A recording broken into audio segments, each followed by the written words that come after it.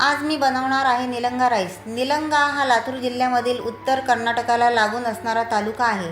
सुलतानशाहीत मटण बिर्याणी तहेरी केली जायची, पण सर्वसामान्य लोकांना व कामगारांना ते परवडणारे नव्हते.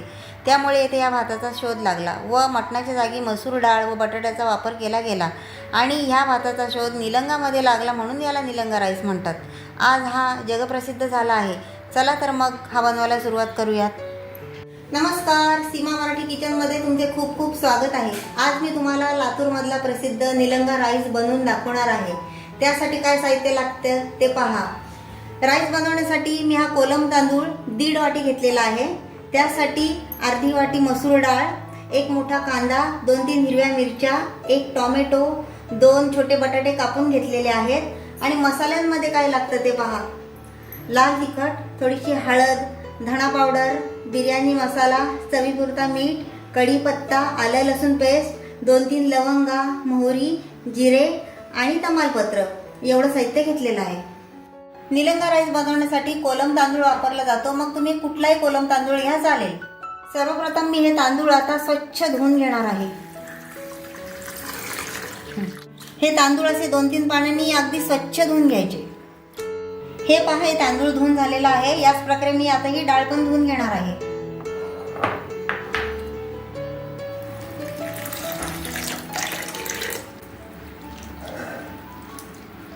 डाळ आणि तांदूळ स्वच्छ धुवून झालेला आहे. आता आपण रेसिपी बनवायला सुरुवात करूया.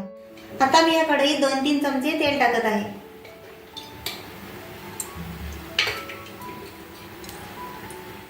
तेल गरम झालेलं आहे. आता यात मी 2-3 लवंग टाकते, 2-3 तमालपत्र, थोडंसं जिरं टाकते, थोडीशी मोहरी.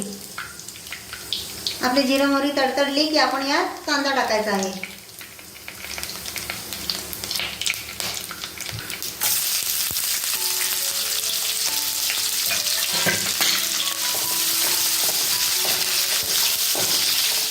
यात 2-3 मिरच्या टाकते आणि थोडासा कढीपत्ता टाकते.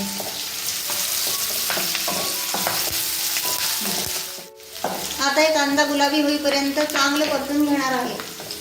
आपला कांदा आता चांगला गुलाबी झालेला आहे. आता यात मी बारीक चिरलेला टोमॅटो टाकते. आता यात मी टोमॅटो टाकलेला आहे. आपला कांदा आणि टोमॅटो शिजून मऊ झालेला आहे. आता यात मी कापून ठेवलेले बटाटे टाकते. हे सर्व परत एकदा परतून घ्यायचं व्यवस्थित. मी थोडीशी आले लसूणची पेस्ट टाकते आणि परत एकदा व्यवस्थित परतून घेते. आले लसूणची पेस्ट या भातात कंपल्सरी टाकायची, म्हणजे चव खूप छान येते. आता आपलं हे सर्व मिश्रण व्यवस्थित परतवून झालेलं आहे. आता यात आपण सर्व मसाले घालणार आहोत. सर्वप्रथम थोडी हळद, धणा पावडर, थोडासा बिर्याणी मसाला आणि आपल्या आवडीप्रमाणे लाल मसाला. तुम्हाला जेवढं तिखट हवं असेल तेवढं तुम्ही ती तिखट करू शकता.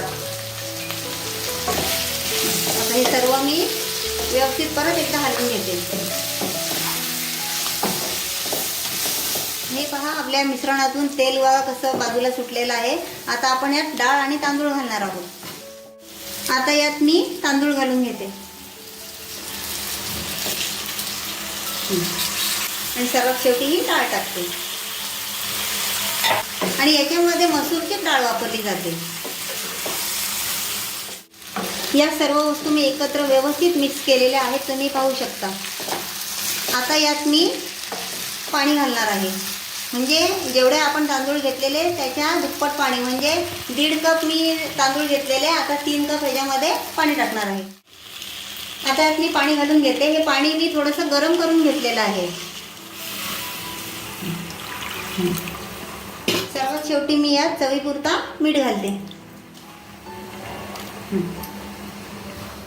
या पाण्याला आता उकळी आलेली आहे. आता यावर आपण झाकण ठेवायचं. आधी थोडंसं हलवून घेते आणि मग नंतर झाकण ठेवते. हे बघा, हे व्यवस्थित हलवून झालेलं आहे. आता याच्यावर मी झाकण ठेवते. 5 ते 10 मिनिट झाकण ठेवायचं. आता आपण याच्यावरचं झाकण काढून बघू. हे पहा पाणी एकदम सुकत आलेलं आहे. आपण थोडंसं हलवून घेऊ.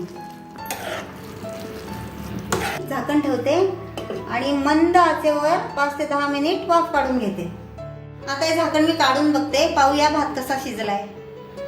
हे पहा, तुम्ही पाहू शकता किती सुंदर वास येत आहे आणि भात बघा किती मस्त मोकळा मोकळा झालेला आहे.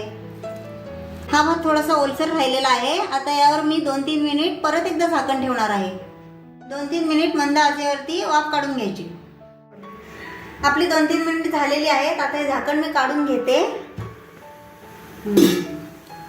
पहा आपला भात किती सुंदर शिजलेला आहे. आता सर्वात शेवटी मी यावर थोडीशी कोथिंबीर टाकते. हे पहा आपला निलंगा राईस तयार झालेला आहे आणि किती मोकळा मोकळा शिजलेला आहे बघा.